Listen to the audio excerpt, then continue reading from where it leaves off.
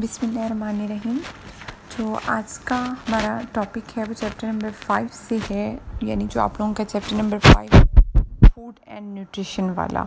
तो खुराक और ग़िज़ा के बारे में हम पढ़ेंगे। तो जो सब हमारा फर्स्ट क्वेश्चन है वो भी यही है कि खुराक और ग़िज़ा से क्या मुराद है और खुराक की ज़रूरी अज़ा की तफसील लिखें। या फिर क्वेश्चन आ सकता है आप लोगों को कि खुराक से क्या मुराद है, खुराक में कौन कौन सी अज़ा का होना ज़रूरी है। या फिर क्वेश्चन आ सकता है कि खुराक की तारीफ़ करें, या फिर ये भी आ सकता है कि ग़िज़ा की तारीफ़ करें। नेज़ ये भी बयान करें कि खुराक किन ज़रूरी अज़ा पर मुश्तमिल होनी चाहिए। खुराक से क्या मुराद है, या पूछा जा सकता है ग़िज़ा से क्या मुराद है। नेज़ खुराक की खसूसियात और अज़ाए तरकीबी बयान करें। खुराक के अज़ाए तरकीबी से क्या मुराद है और इनके असूल के ज़रिया कौन से हैं। यानी खुराक और ग़िज़ा से रिलेटेड जितने हमने क्वेश्चंस पढ़े इनमें से कोई भी आता है तो आपने सेम आंसर ही करना है। सबसे पहले हम समझेंगे कि खुराक एक्चुअली होती क्या है। इंसान जो कुछ भी खाता और पीता है उसे हम कहते हैं कि ये खुराक है। अब खुराक और ग़िज़ा दो डिफरेंट चीज़ें हैं, आप इनको मिक्स नहीं करेंगे आपस में, ठीक है। तो ग़िज़ा क्या होती है, ग़िज़ा से मुराद वो खुराक होती है जो नामियाती अज़ा पर मुश्तमिल हो। और नामियाती अज़ा कितने हैं, वो 6 हैं। लाहमियात हैं, हयातीन है, नमकियात है, रोगनियात है, निशास्ता है और पानी है। यानी अगर ये सारी चीज़ें एक खुराक के अंदर मौजूद हों तो हम कहेंगे कि ये ग़िज़ा है। अदरवाइज़ वो खुराक है लेकिन वो ग़िज़ा नहीं है, क्योंकि खुराक तो कोई भी खाने पीने वाली चीज़ हो सकती है, लेकिन उसके अंदर इन 6 जो है वो नामियाती अज़ा का होना ज़रूरी है, फिर ही हम जाके कह सकते हैं कि ये मुकम्मल ग़िज़ा है।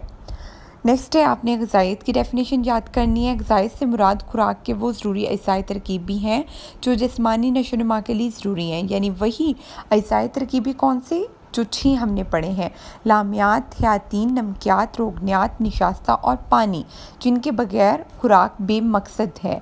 यानी वो खुराक तो है, आप खुराक उसको कह सकते हैं, लेकिन वो आपकी बॉडी को बेनिफिट्स नहीं देगी। मज़ीद देख लेते हैं कि खुराक का फ़र्क, कि खुराक और ग़िज़ा जो हैं वो उनका डिफरेंस क्या है। तो इंसान जो कुछ भी सारा दिन खाता पीता रहता है उसको हम खुराक कह सकते हैं, खुराक का नाम हम उसको दे सकते हैं। तो अब हम उस खुराक को ग़िज़ा का नाम नहीं दे सकते। हो सकता है वो एक टाइम पे ग़िज़ाइयत से भरपूर हो लेकिन दूसरे टाइम पे उसमें ग़िज़ाइयत ही ना हो। जैसे कि अगर हमने कोई खुराक ताज़ा बनाई है, ठीक है, ताज़ा आपने खुराक बनाई है तो वो न्यूट्रिएंट से भरी हुई होगी, ग़िज़ाइयत से भरी हुई होगी। आपने ताज़ा खा ली, ग़िज़ाइयत से भरी हुई है, लेकिन वही खुराक आप बासी करके खाएँगे तो वो खुराक तो होगी लेकिन उसके अंदर ग़िज़ाइयत नहीं होगी।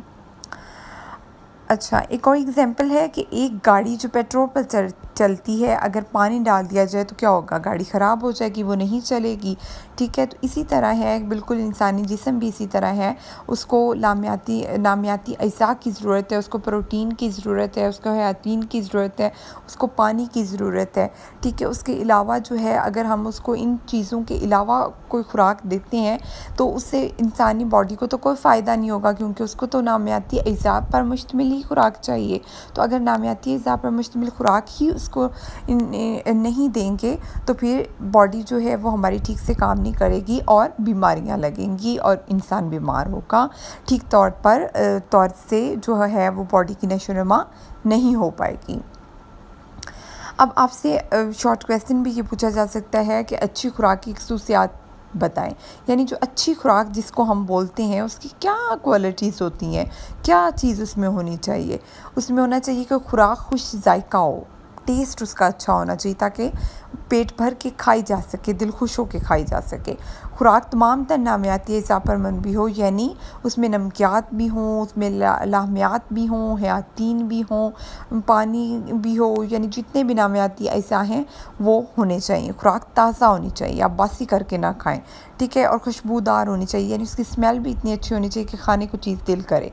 खुराक खुश शक्ल होनी चाहिए और पुरकशिश हो। जैसे कि हम लोग किसी रेस्टोरेंट में जाएं तो उनकी प्रेजेंटेशन से ही वो दिल खुश हो जाता है, चाहे खुराक अंदर से कैसी भी क्यों ना हो।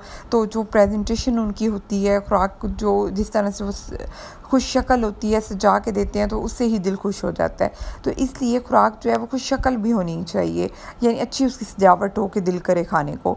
खुराक साफ़ सुथरी होनी चाहिए, ये बहुत इंपॉर्टेंट चीज़ है कि हाथ साफ़ हों, बर्तन साफ़ हों, जो पकाया जा रहा है उसको साफ़ करके पकाया खाया जाए, और दूसरे नंबर पे इस्लामिक पॉइंट ऑफ व्यू से वो पाकीज़ा होना बड़ा ज़रूरी है।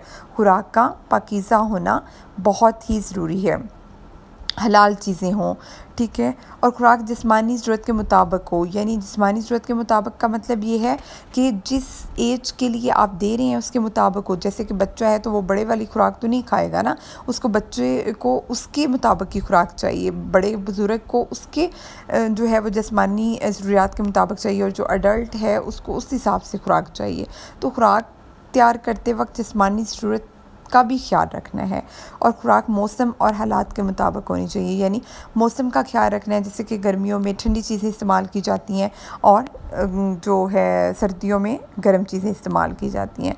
खुराक जो है वो हज़म हो, यानी हज़म जल्दी हो जाने वाली हो, और इसमें कैलोरीज़ होनी चाहिए, हरारे मौजूद होनी चाहिए जो हमारे बॉडी के लिए ज़रूरी हैं। जैसे कि कहा जाता है कि एक वर्किंग वूमेन है तो उसको 3500 जो है वो पर डे कैलोरीज़ की ज़रूरत होती है।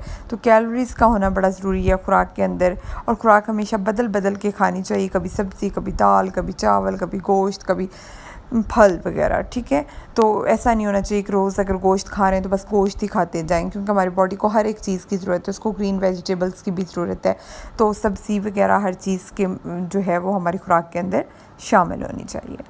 और खुराक के अज़ाए तरकीबी क्या हैं? लामियात हैं, निशास्ता है, रोगनियात है, हयातीन है, मदनी नमकियात है और पानी है। सबसे पहले हम लामियात पढ़ेंगे, यानी प्रोटीन्स पढ़ेंगे, ठीक है। अब प्रोटीन जो है इसका दूसरा नाम है टिश्यू ब्लैडर। ये बहुत इंपॉर्टेंट MCQs है, पूछा जा सकता है कि प्रोटीन जो है, लामियात जो है, इसका दूसरा नाम क्या है।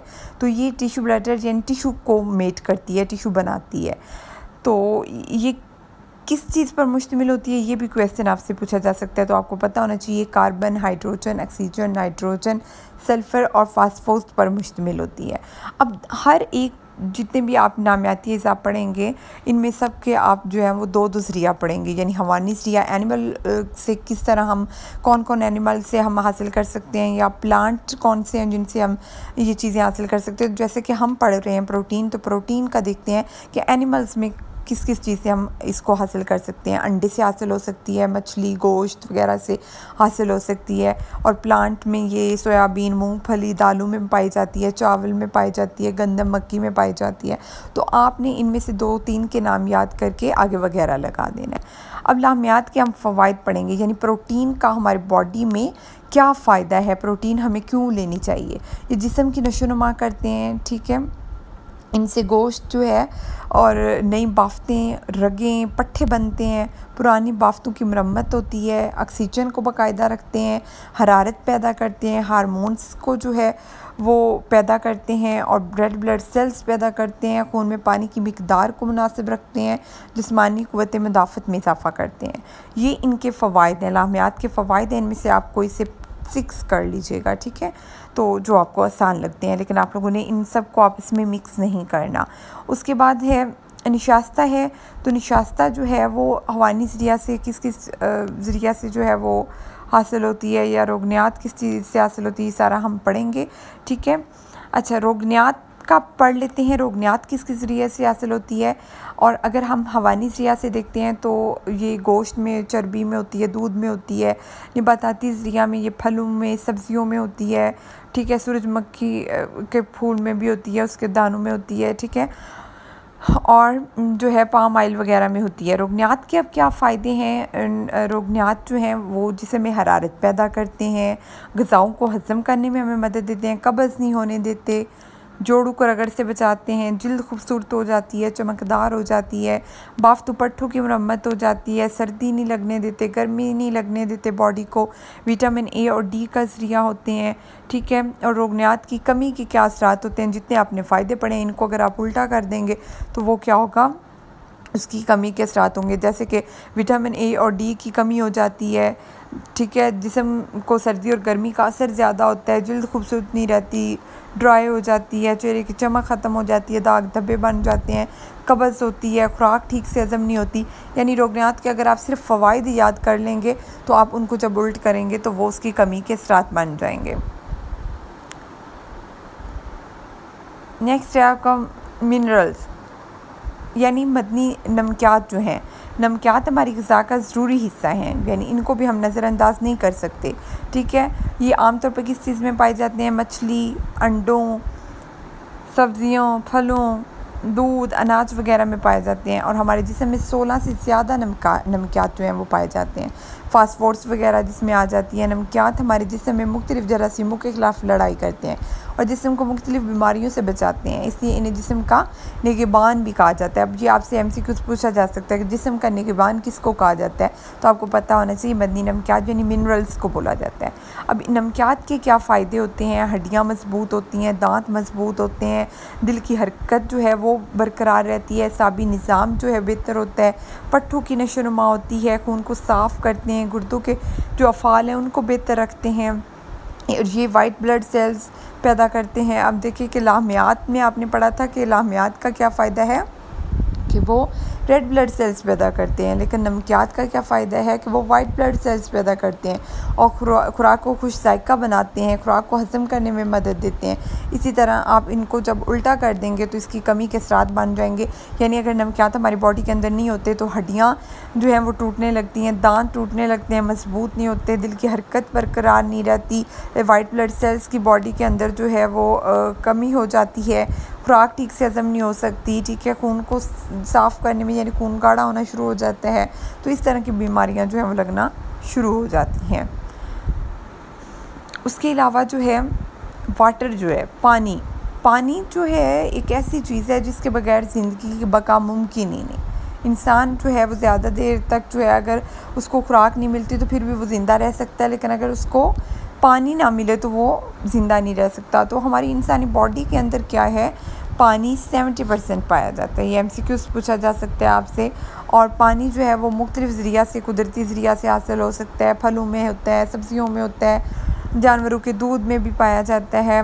और इसके अहम केमियाई अज़्ज़ा हाइड्रोजन और ऑक्सीजन है। ये आपसे शॉर्ट क्वेश्चन MCQ में भी आ सकता है।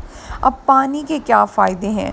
अब पानी का क्या फ़ायदा है कि इस पानी अगर ज़्यादा पीते हैं तो इससे जिस्म से बेकार मादे जो हैं वो खारिज हो जाते हैं, जिस्म को ये ठंडा रखता है, जिस्म के दर्जा हरारत को मौसम के मुताबिक रखता है, खुराक के हज़म होने में अहम किरदार अदा करता है, हर खुलिये का लाजमी जुज़ है, खून को पतला रखता है, पानी प्यास को ख़त्म करता है, जिस्म के लिए ताज़गी फ्राहम करता है, मुंह गले आंतों को तर रखता है, पानी की वजह से खुराक आसानी से निकली जा सकती है।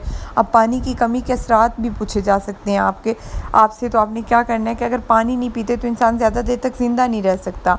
पानी की कमी की वजह से खुराक आसानी से निगली नहीं जा सकती। अगर पानी आप नहीं पीते खुराक नहीं निकल सकते ठीक से, मुंह खुश्क हो जाता है, गला खुश्क होने लगता है, बाज़ औक़ात मौत भी वाक़या हो सकती है अगर ज़्यादा टाइम के लिए आपको पानी नहीं मिलता।